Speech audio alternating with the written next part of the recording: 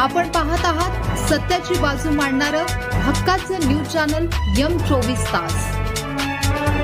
तडीपार आरोपीकडून देशी बनावटीचे पिस्तूल आणि जिवंत काडतूस जप्त।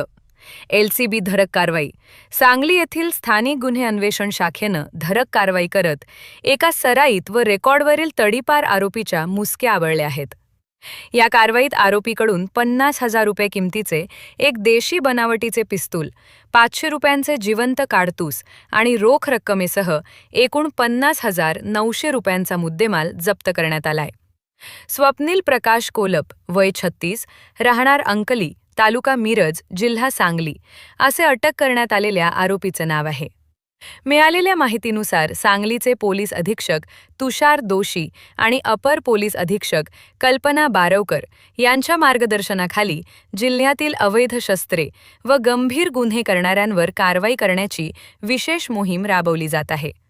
या दरम्यान सहाय्यक पोलीस निरीक्षक प्रशांत निशाणदार यांच्या पथकातील पोलीस अंमलदारांना गोपनीय बातमीदाराकडून बातमी मिळाली की मार्च 2025 मध्ये सांगली व कोल्हापूर जिल्ह्यातून 2 वर्षांसाठी तडीपार केलेला आरोपी स्वप्नील कोलप हा होळकर चौक ते रेल्वे स्टेशन रोड परिसरात अवैध अग्निशस्त्र घेऊन थांबला आहे। च्या आधारे LCBच्या पथकाने तात्काळ सापळा रचून संशयिताला ताब्यात घेतले। पंचांसमक्ष घेतलेल्या अंगझडतीत त्याच्याकडे 50,000 रुपये किमतीचे एक देशी बनावटीचे पिस्तूल आणि एक जिवंत काडतूस आढळून आले।